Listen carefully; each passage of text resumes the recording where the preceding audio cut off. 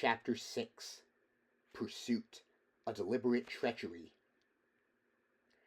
Like haughty leviathans, the great golden battle barges swam through the wreckage of the Reaver fleet. A few ships burned, and a few were still sinking, but most had sunk into the unplumbable depths of the channel.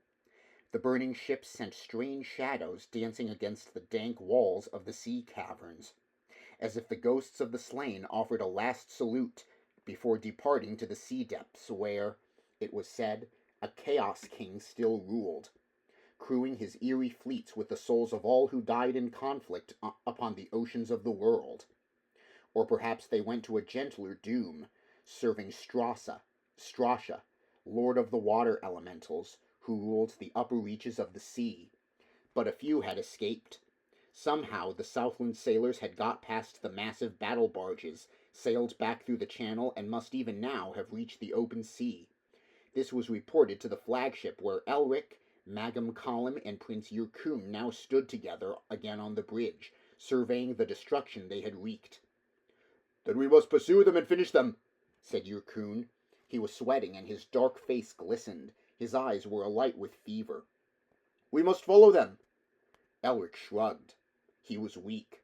He had brought no extra drugs with him to replenish his strength. He wished to go back to Imrir and rest. He was tired of bloodletting, tired of Yurkun, and tired, most of all, of himself. The hatred he felt for his cousin was draining him still further, and he hated the hatred. That was the worst part. No, he said. "Let them go." "Let them go? Unpunished? Come now, my lord king, that is not our way." Prince Yurkun turned to the aging admiral. "Is that our way, Admiral Magam Colum?" Magam Colum shrugged. He, too, was tired, but privately he agreed with Prince Yurkun. An enemy of Melniboné should be punished for daring even to think of attacking the dreaming city. Yet he said, "The Emperor must decide." "Let them go," said Elric again. He leant heavily against the rail. "Let them carry the news back to their own barbarian land. Let them say how the dragon princes defeated them. The news will spread. I believe we shall not be troubled by raiders again for some time." "The young kingdoms are full of fools," Yurkun replied. "They will not believe the news. There will always be raiders. The best way to warn them will be to make sure that not one Southlander remains alive or uncaptured." Elric drew a deep breath and tried to fight the faintness which threatened to overwhelm him. "Prince Yurkun, you are trying my patience." "But, my emperor, I think only of the good of Melniboné. Surely you do not want your people to say that you are weak, that you fear a fight with but 5 Southland galleys?" This time Elric's anger brought him strength. "Who will say that Elric is weak? Will it be you, Yurkun?" He knew that his next statement was senseless, but there was nothing he could do to stop it.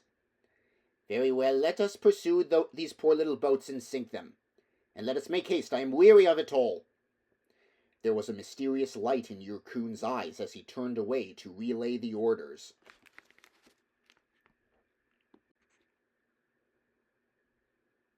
The sky was turning from black to gray when the Melnibonéan fleet reached the open sea and turned its prows south towards the boiling sea and the southern continent beyond.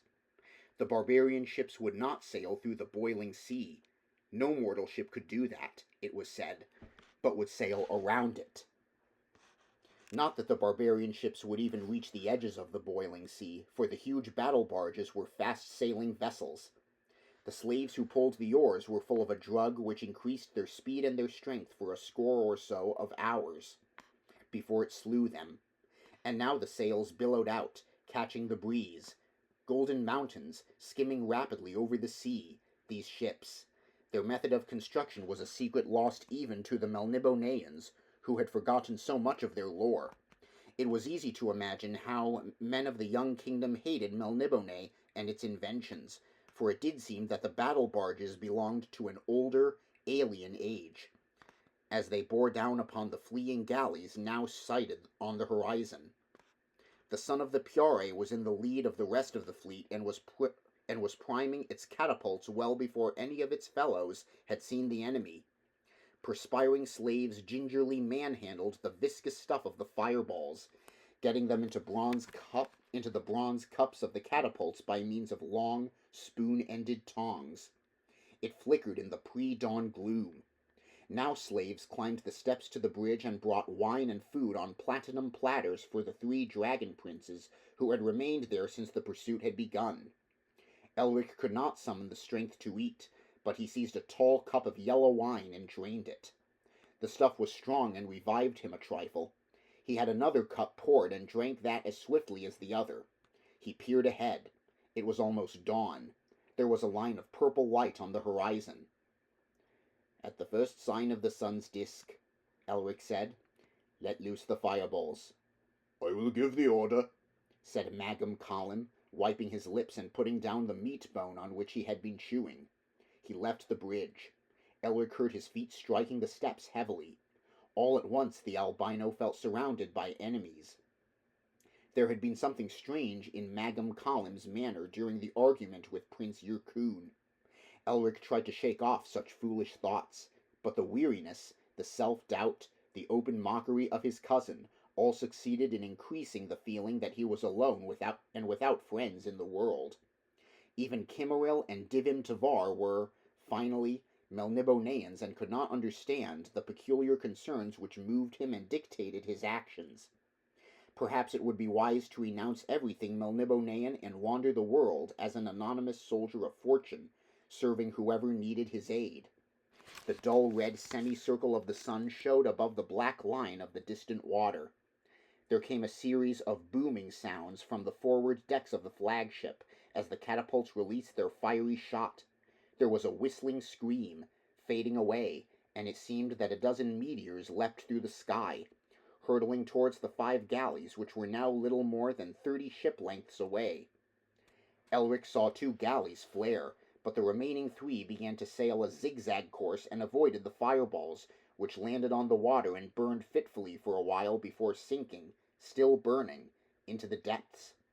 More fireballs were prepared, and Elric heard Yurkun shout from the other side of the bridge, ordering the slaves to greater exertions. Then the fleeing vessels changed their tactics, evidently realizing that they could not save themselves for long, and, spreading out, sailed towards the son of the Piare, just as the other ships had done in the sea maze. It was not merely their courage that Elric admired, but their maneuvering skill and the speed at which they had arrived at this logical, if hopeless, decision. The sun was behind the Southland ships as they turned. 3 brave silhouettes drew nearer to the Melnibonéan flagship as scarlet stained the sea, as if in anticipation of the bloodletting to come. Another volley of fireballs was flung from the flagship, and the leading galley tried to tack round and avoid it, but 2 of the fiery globes splattered directly on its deck, and soon the whole ship was alive with flame. Burning men leapt into the water. Burning men shot arrows at the flagship. Burning men fell slowly from their positions in the rigging. The burning men died, but the burning ship came on. Someone had lashed the steering arm and directed the galley at the son of the Piare. It crashed into the golden side of the battle barge, and some of the fire splashed on the deck, where the main catapults were in position. A cauldron containing the fire stuff caught, and immediately men were running from all quarters of the ship to try to douse the flame. Elric grinned as he saw what the barbarians had done. Perhaps that ship had deliberately allowed itself to be fired. Now the majority of the flagship's complement was engaged with putting out the blaze, while the Southland ships drew alongside, threw up their own grapples, and began to board. "Warboarders!" Elric shouted, long after he might have warned his crew. "Barbarians attack!" He saw Yurkun whirl round, see the situation, and rush down the steps from the bridge. "You stay there, my lord king!" he flung at Elric as he disappeared. "You are plainly too weary to fight!" And Elric summoned all that was left of his strength and stumbled after his cousin, to help in the defense of the ship. The barbarians were not fighting for their lives. They knew those to be taken already. They were fighting for their pride. They wanted to take one Melnibonéan ship down with them, and that ship must be the flagship itself. It was hard to be contemptuous of such men. They knew that even if they took the flagship, the other ships of the Golden Fleet would soon overwhelm them. But the other ships were still some distance away. Many lives would be lost before they reached the flagship. On the lowest deck, Elric found himself facing a pair of tall barbarians, each armed with a curved blade and a small, oblong shield. He lunged forward, but his armor seemed to drag at his limbs. His own shield and sword were so heavy that he could barely lift them. 2 swords struck his helm, almost simultaneously. He lunged back and caught a man in the arm, rammed the other with his shield. A curved blade clanged on his backplate, and he all but lost his footing. There was choking smoke everywhere, and heat, and the tumult of battle. Desperately he swung about him, and felt his broadsword bite deep into flesh. One of his opponents fell, gurgling, with blood spouting from his mouth and nose. The other lunged. Elric stepped backwards, fell over the corpse of the man he had slain, and went down, his broadsword held out before him in one hand. And as the triumphant barbarian leapt forward to finish the albino, Elric caught him on the point of the broadsword, running him through. The dead man fell towards Elric, who did not feel the impact, for he had already fainted. Not for the first time had his deficient blood, no longer enriched by drugs, betrayed him.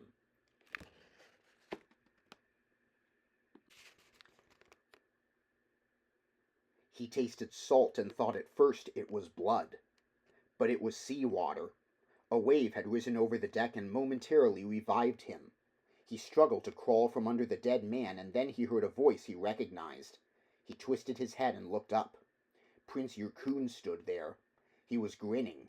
He was full of glee at Elric's plight. Black, oily smoke still drifted everywhere, but the sounds of the fight had died. Are we victorious, cousin? Elric spoke painfully. Aye, the barbarians are all dead now. We are about to sail for Imrir. Elric was relieved. He would begin to die soon if he could not get to his store of potions. His relief must have been evident, for Yurkun laughed. It is as well the battle did not last longer, my lord, or we should have been without our leader. Help me up, cousin. Elric hated to ask Prince Yurkun any favor, but he had no choice. He stretched out his empty hand. I am fit enough to inspect the ship. Yurkun came forward as if to take the hand, but then he hesitated, still grinning. But, my lord, I disagree. You will be dead by the time this ship turns eastward again. Nonsense. Even without the drugs, I can live for a considerable time, though movement is difficult. Help me up, Yurkun, I command you. You cannot command me, Elric. I am emperor now, you see. Be wary, cousin. I can overlook such treachery, but others will not. I shall be forced to... Yurkun swung his legs over Elric's body and went to the rail.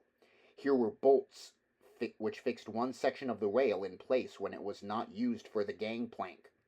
Yurkun slowly released the bolts and kicked the section of rail into the water.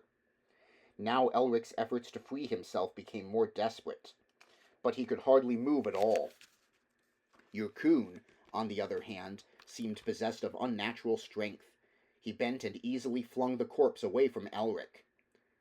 Yurkun, said Elric, this is unwise of you. I was never a cautious man, cousin, said Elric.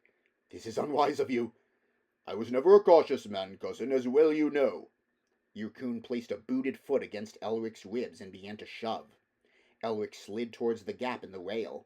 He could see the black sea heaving below. Farewell, Elric. Now a true Melnibonéan shall sit upon the ruby throne, and who knows, might even make Cimmeril his queen. It has not been unheard of.